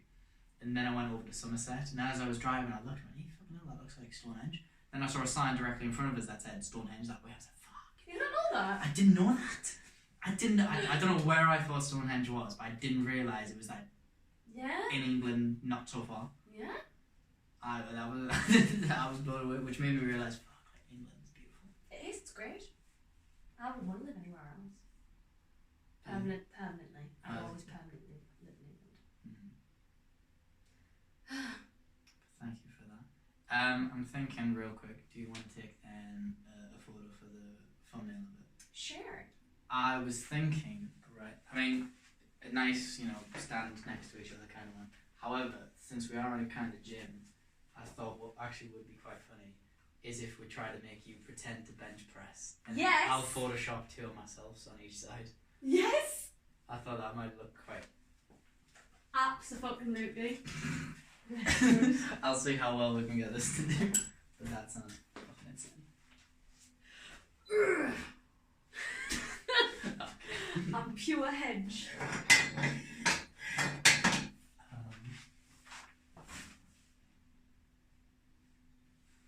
Is 20 kg. How heavy are you? How heavy am I? How heavy is that an appropriate question to ask a woman?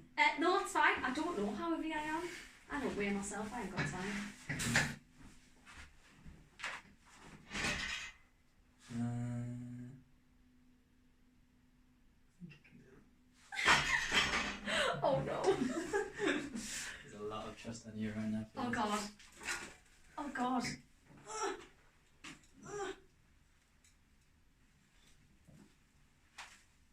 Where do I grab here? Yeah, so if you grab either side and then push it up. Oh, you're doing it. You're such a big girl. I'm hinged. Right, okay, cool. So, now that I know you can do that, what I'll do is I'll try and find where to put the camera.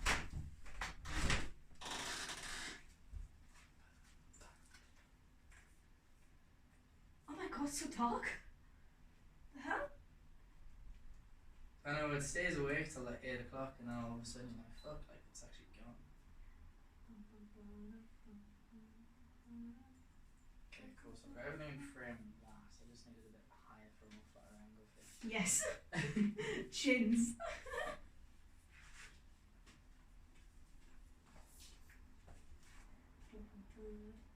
To be fair, this tripod was one of my best lockdown buys. Did you I- see what you said? I need a new self-tape stand, like a tripod like that, because mine's shit. What's a self-tape stand? Because of COVID, like a lot of auditions in person haven't been happening, so they ask you to film it yourself at home. Right. So that's why you need like a kit like this. And the kit that I've got is very cheap and crap. Mm. So I'm gonna have to invest. I can tell you the send you the link, I've still got it. Where's it from? It is from Amazon. Yeah, mine's from Amazon, but I'm sure mine. Oh, company wise, it's from a company called Newer. Oh. Yeah, mine's like get flimsy, like just cheap. Definitely need to invest.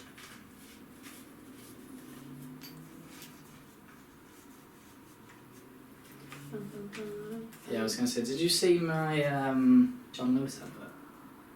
I did. Oh my, was that your granddad? That was me nan, Your nan? Oh, mate, it was lovely. yeah.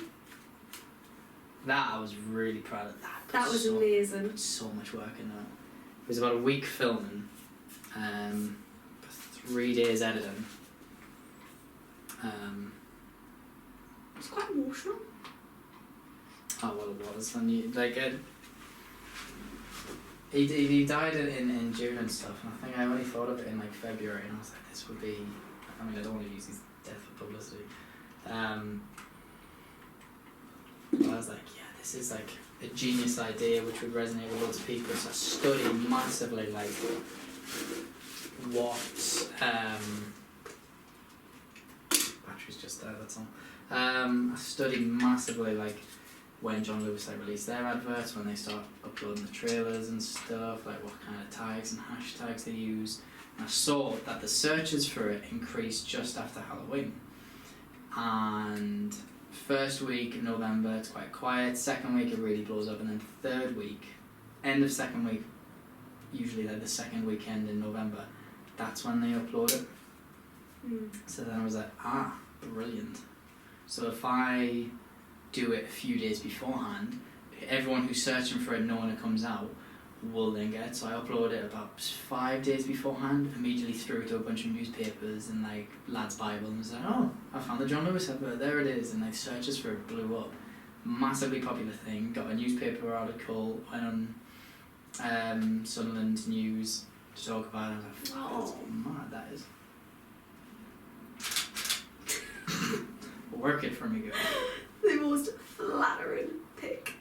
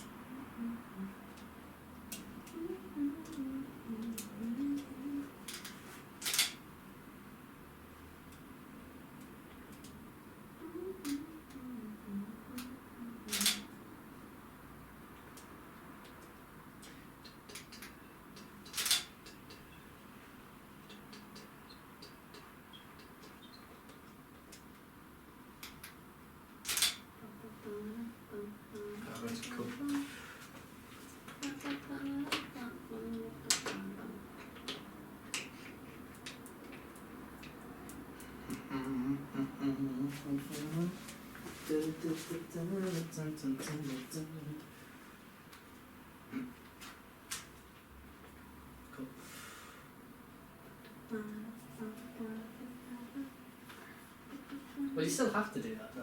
You know how you were like, oh, and you need a tripod for home stuff. Yeah. With lockdown, you know, somewhat ended, would you still really need that stuff? Mate, yeah. The industry has really adapted now. Before COVID, self-tapes were, because they're called self-tapes when you got to do them at home and don't go in personally, they were becoming more of a thing anyway before lockdown. But then when lockdown hit and we literally couldn't meet in person, it just was the thing. And now coming out of lockdown, people are starting to realise, actually, it's not fair to send someone who lives in Scotland all the way down to London for an audition when they can just do it at home. I suppose, yeah, it makes sense. So they were like, actually, it's good because it adapts to more people and it's more flexible with people, so it's sort of a good thing. Yeah. I mean, I'm having an interview on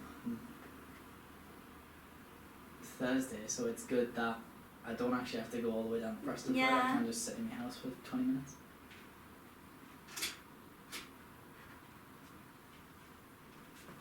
Cool. I think we might have this ends then.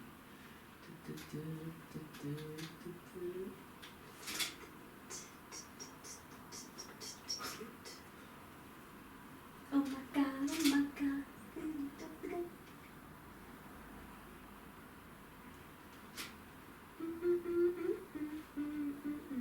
Okay, right, cool. If you're ready then,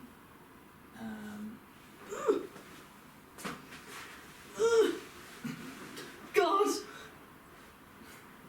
What if this drops on me?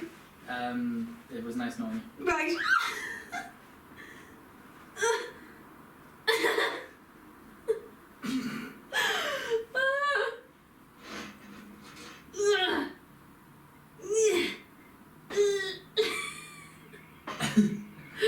This is the most unflattering photo in the world.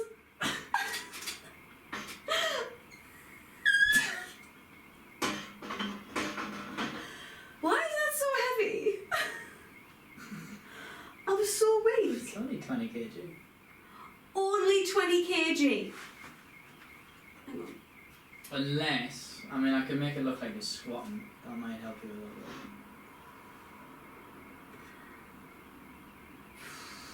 And then you don't actually have to pick it up.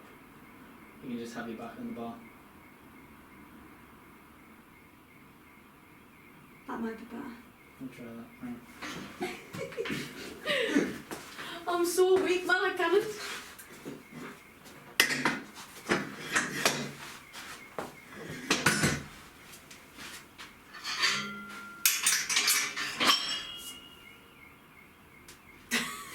Remember what size you are.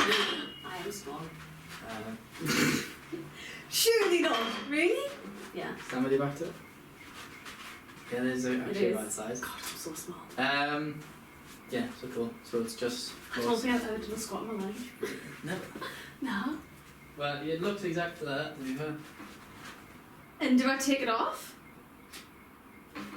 No, just leave it on there. Just pull a really angry face.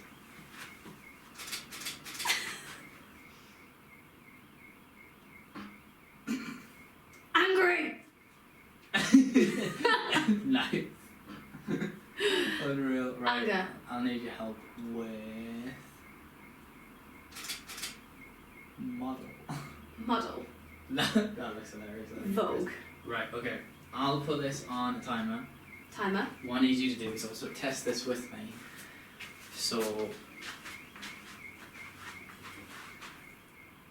you on one side, me on the other, and then just see if the hangingness of us two actually holds it up. The hanging of us. The hanging of us two. See if it. Oh god. For myself. So.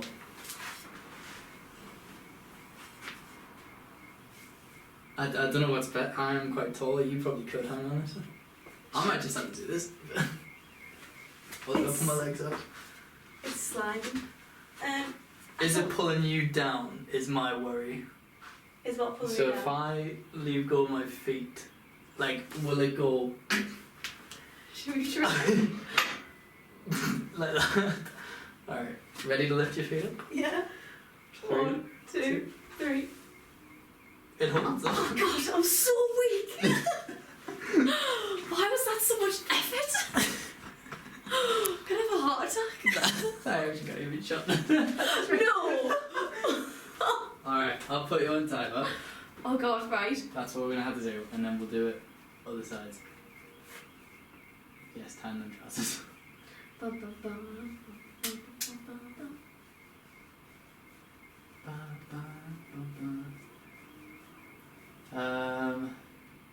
Continuous self-timer. Right, ready? I think. Am I going over here still? Yeah, okay, 10 seconds. Shit. How do we know when it's time? It'll click. Ready?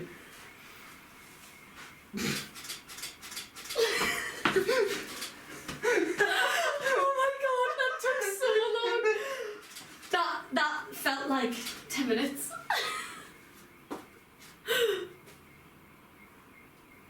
I bet my feet aren't even on the floor. You know what's hilarious? You can't actually see your feet. You can't see my feet. I put all that effort in for me core. Oh, yeah, I'll show you how then. Oh no.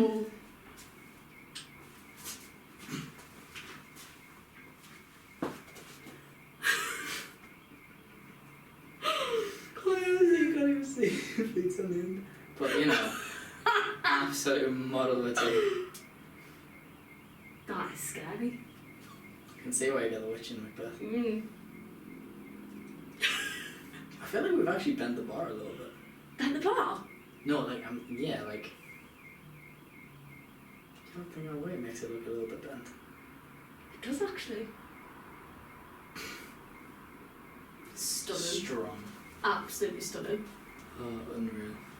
No, yeah, we're getting all side by side what that looks like. Oh my god.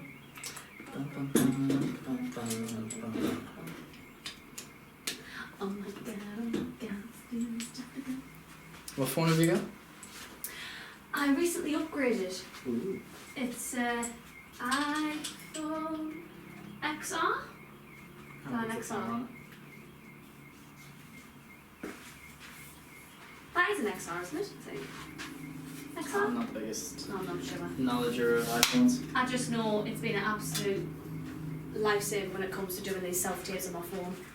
Because it's actually quite good quality. My Hawaii is, I'm quite impressed with this. That's why I bought it. I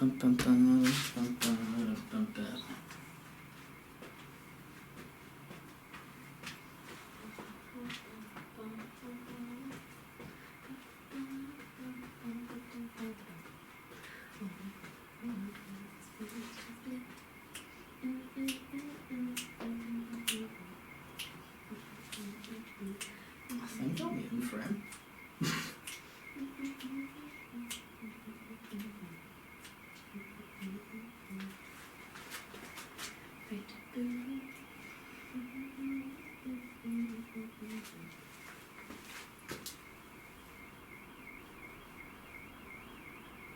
Okay, if you could move right a bit.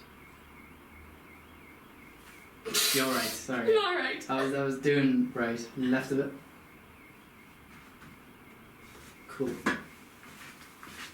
Which side? Actually, wait. Which side is your side? This is my side. Okay, cool. That's alright. This is a timer. No, it's a video. Oh, sweet. Are we going for like a nice pic? I don't know what you. Right, nice pic. I don't know why I'm doing the hand thing. So I was still doing like a Love Island. Love Island. Right, nice picture. Shoot a picture. Cool picture. Hench. Because I'm the most hench person. Wait.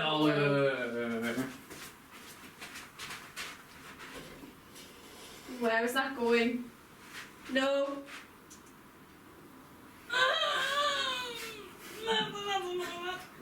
That's heavy. Hang on, is that the same weight as that? That's the same weight as that. That felt much heavier. Doesn't it? That felt a lot heavier. That. What looks heavier? This one here. Or this one? That one. That one looks heavier. Yeah. Mm. Is it heavier? Is it heavier? Yeah, that's 12.5, that's It is. 10. Yeah. But most people always say the steel plates look heavier. No, it looked quite thin.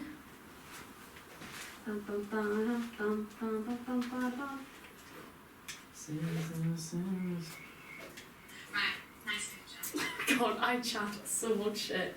That's cute. Cool. But no, thank you so much. No, thank you. It's been lovely. Oh, it's been a really nice day. It has, and I'm glad it didn't rain. Oh god, yeah, me too. I mean, I wouldn't mind it, but it just makes it all that bit better. It does, doesn't it?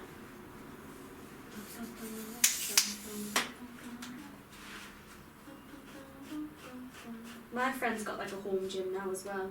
Mm. Done the same thing, converted his garage. He's a proper fitness freak now though. Yeah. Like he's lost a shitload of weight, like he's done so well. But he has like all of his meals prepared, like he pays someone to do the meals. Right, okay. As well as having a personal trainer, so he's like on it. Mm-hmm. He's done really well. See, I've got a boxing coach, but that's for the boxing. Everything else I just do here. But I have been thinking of doing the meal stuff, Yeah. but I don't know. Because realistically, it probably would be the same as what I'm paying now for food because of all the steaks and stuff. But I don't know why. I think it might be the heat, or it might just be work and the interview stress. Why not have loads of food? Yeah. Like usually I would wake up in the morning, have sausage, bacon and eggs, and I can't. It really makes us feel sick. Like I was going to work this morning, I put my dinner in the fridge, and all it was tuna pasta salad.